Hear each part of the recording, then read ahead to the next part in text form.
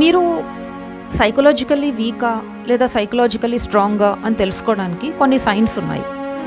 There are few signs to know whether you are mentally weak or strong. ఏంటవి? వీళ్ళు ఎలా అంటే problems గురించే మాట్లాడుతూ ఉంటారు. ఏం మాట్లాడినా సరే తిప్పి తిప్పి మళ్ళీ ప్రాబ్లంకే వస్తారు. ఇలాగ అయిపోయింది, అలా అయిపోయింది, ఇలా కానీ సొల్యూషన్ వైపు దారి వెళ్ళదు. సొల్యూషన్ ఏంటి అనేటువంటిది ఆలోచన చెయ్యరు. సో ఎప్పుడూ ప్రాబ్లం గురించే మాట్లాడుతూ ఉంటే ఆ లూప్లో పడిపోయి ఇంకేం జరుగుతుందో చెప్పండి? ఏమీ జరగదు. ఇంకొకరి తప్పులకు కూడా వీళ్ళే టెన్షన్ ఫీల్ అయిపోతూ ఉంటారు. మనము ఇక్కడ ఎవరు పర్ఫెక్ట్ కాదు, అందరం తప్పులు చేస్తాం. సో ఎవరినో మార్చాలని, వాళ్ళని కంట్రోల్ చేయాలని మీరు ట్రై చేస్తూ ఉంటే అది waste. So nobody is perfect. So మిమ్మల్ని మీరు ఫస్ట్ కరెక్ట్ చేసుకోవాలా, ఫోకస్ అంతా మీ మీద పెట్టాలా.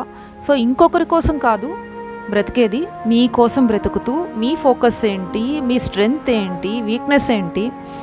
సో ఒక ఇన్సిడెంట్ జరిగినప్పుడు డిస్టర్బ్ అయ్యారు. ఆ డిస్టర్బ్ అయినప్పుడు ఎంతసేపట్లో మీరు బయటపడగలిగారు? సో డిస్టర్బ్ అయింది ప్రాబ్లం కాదు. సో రోజంతా డిస్టర్బ్డ్గా ఉన్నారా, లేదంటే ఒక half an hour 1 hour disturb అయ్యారు, దెన్ నార్మల్ అయిపోయారా? సో అనేటువంటిది మీరు క్వశ్చన్ చేసుకోవాలి.